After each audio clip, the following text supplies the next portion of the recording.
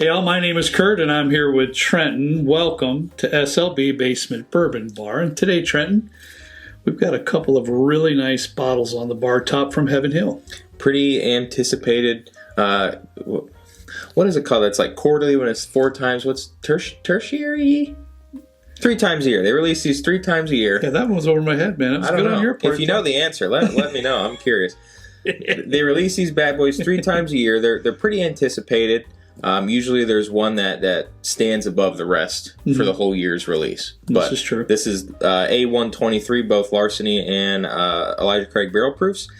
$65 or $60, $70 for the $60 for the Larceny, $70 for the barrel proof. Yeah, from what I looked at, both of them, like Trenton said, it's around $60 depending on your area for the Larceny, and around $70 for the Elijah Craig barrel proof. Now, before we get into our review and tasting these bad boys, why don't you speak to the crowd a little bit about these scam bots that are absolutely driving me nuts, and who Tim is?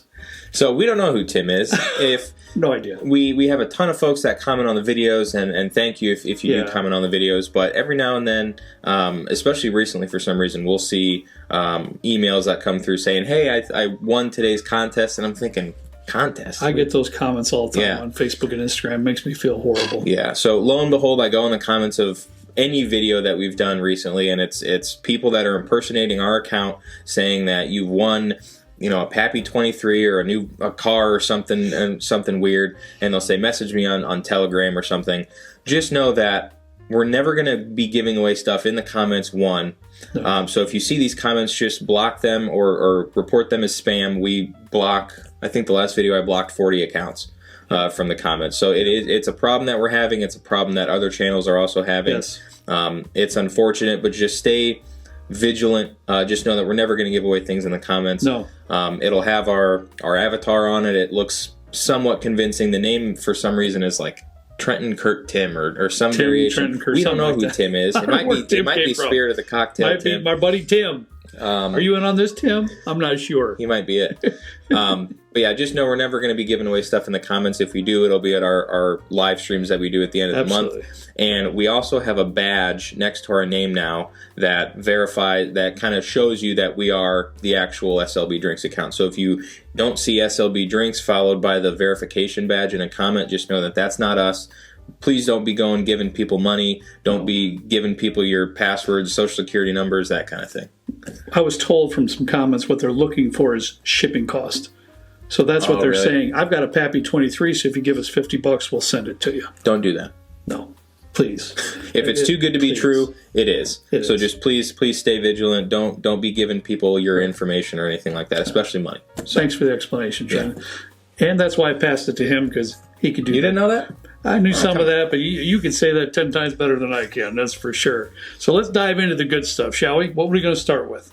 We'll just go from left to right. Let's do it. Is that how you poured them as well? Yes. So we have the Larceny first. Yep. Fantastic. Similar to we did some kind of review before, and I left it in the car. I also left this one in the car. So we had to do my patented warm-up, my bourbon warm-up procedure. Yeah. And it's just cupping it in a Glencairn with my hand until it feels about room temperature. So, all right, buddy. This one is 125.8 proof. I also have the mash bill wrote down right here. Give me a glasses really quick. The mash bill's like publicly available? I found it. Huh. 68% wheat, 20% corn, 12% malted barley. This is non-age stated, but it's said to be between 6 and 8 years, and it is non-chill filtered. You got the rumored hookup with the year, huh? Rumored. That smells so nice. That is absolutely very sweet, delightful. It's like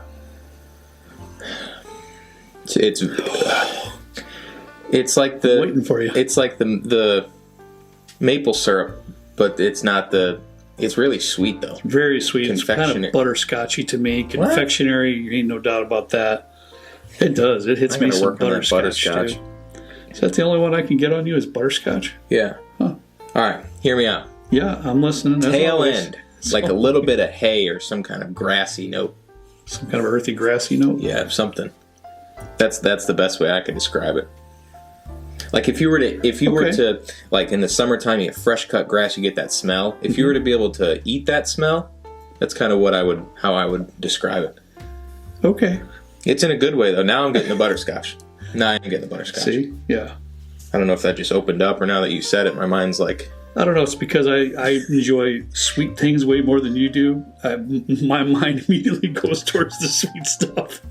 My mind just goes towards the candy and the grass, maybe a plumber's pipe at some point. Yeah, I don't know. Whatever your mind hits.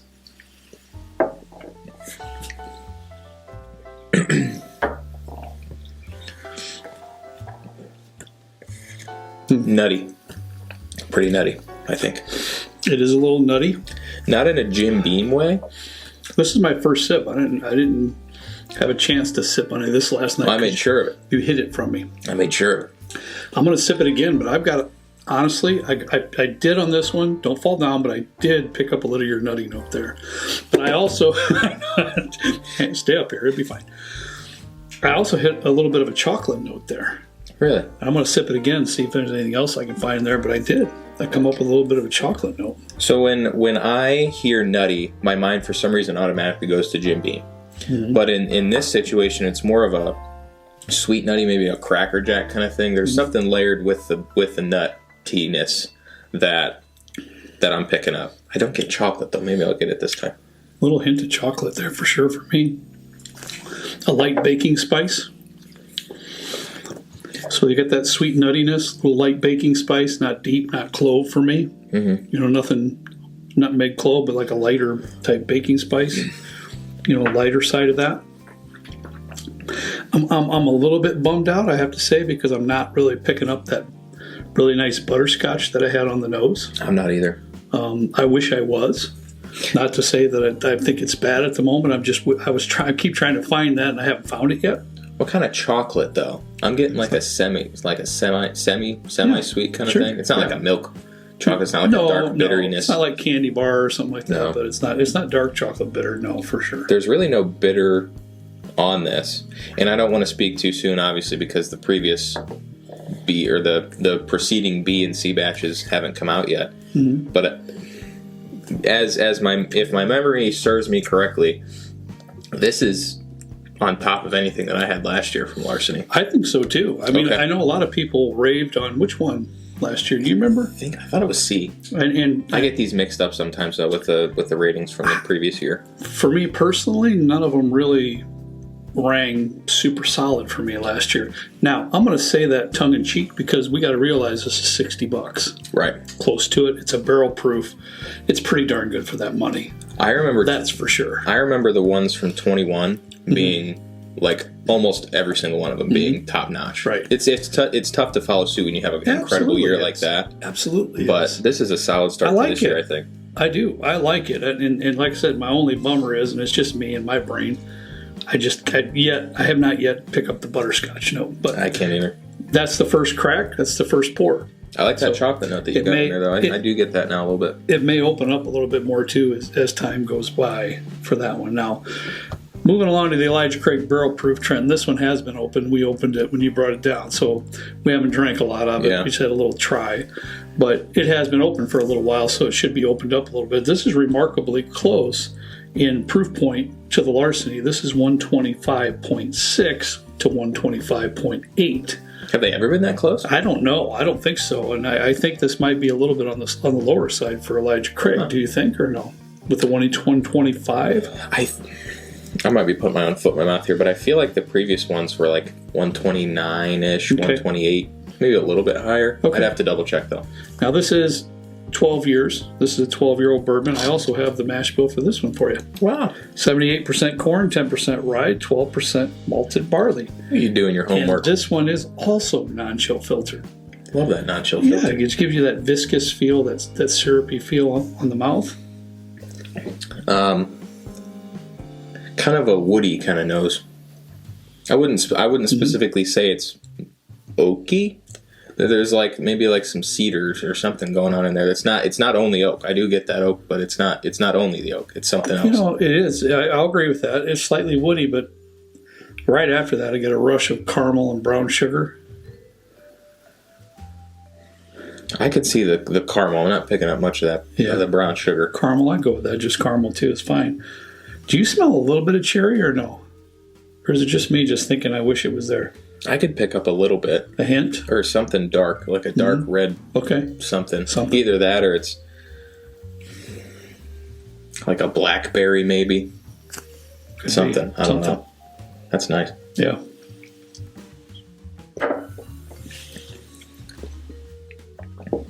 There's the other. Okay. I feel like these always have a very, not similar, but distinct characteristics of Elijah Craig that really, I will say, the cherry, even if I didn't get cherry on the nose or I did get cherry on the nose, you get quite a bit of cherry on the palate. Yeah, there's definitely something, and I think it's more leans towards a Luxardo cherry. You're not getting like those nice bright red maraschino or maraschino? Maraschino? Yeah. Sure, either one. How do you say it? Either one works for me. Pecan, pecan, whatever the heck you want to say. To me, it's more of an into a darker fruit, like the Luxardo cherry. But I'm going to take one more sip, and I've got a couple questions for you, because you are pretty good at this tasting stuff, especially on the first try. The mouthfeel and the viscosity on this is so nice.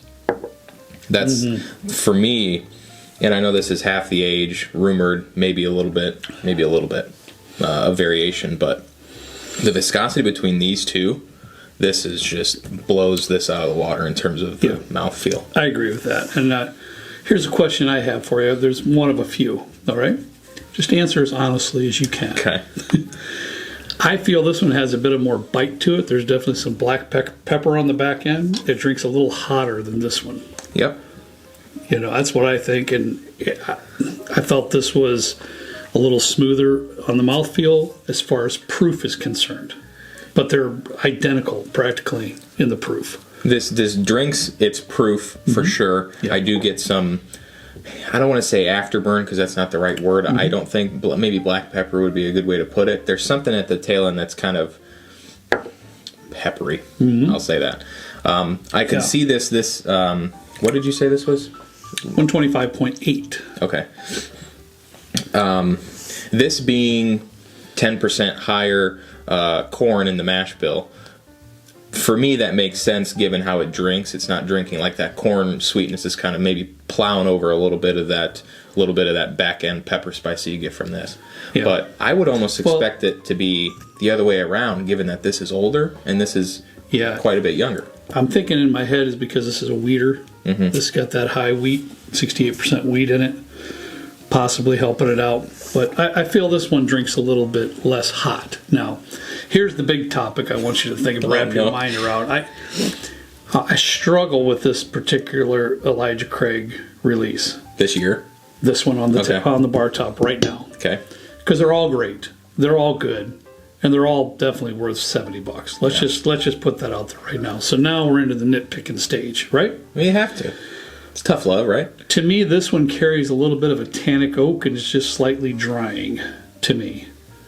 However, to me that's on the front end of the palate, but then after that caramel and then that dark fruit or whatever was coming after that really balances that out so it's not as offensive as some could be. But I rarely find a tannic drying oak in Elijah Craig barrel proof. I can definitely see what you mean by the drying aspect of it. I might be kind of enjoying that tannic oak in this. It might be a little bit more, in my opinion, leaning a little bit more towards the bitter side of things, which I like. So I might be a little bit biased in that regard. And let's be clear.